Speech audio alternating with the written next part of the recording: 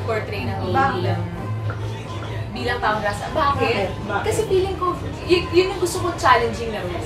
Ako gusto ko yung pulubi, taong grasa, o kaya may sakit, sira. Feeling ko pag ginawa ko yun, iba yung fulfillment.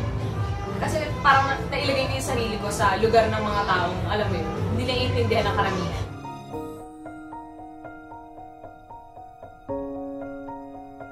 Nelus Saria. Ilan ang anak mo? Isa po, 5 taon. Nag-aaral. Apo ma'am, nursery. Simula Kalaw, tapos sakay po uli ng papuntang Baclaran, baba po ang Harrison. Nakaring ko po yun hanggang papuntang PICC. Takot po talaga kasi ako yung pagtingin niya po sa akin eh. Tsaka yung pananalita niya po nanginginig eh. Taong grasa po talaga tingin ko sa kanya ma'am.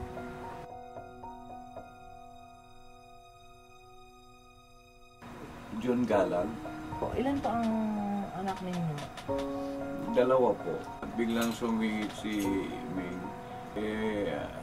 Ang kulit. Sabi niya, kuya, pabili ng 5. Sabi ko, saglit lang kasi may nauna.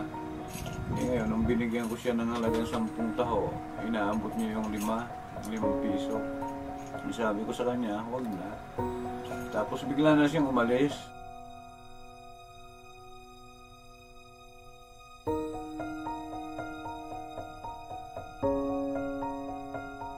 Na-realize ko na kung sino pa talaga yung ibang tao na mahihirap, yung mga naghihirap sa buhay, yung mga nagtatrabaho, mga todo kayo talaga sila pa yung tumutulong sa mga ganong klaseng tao.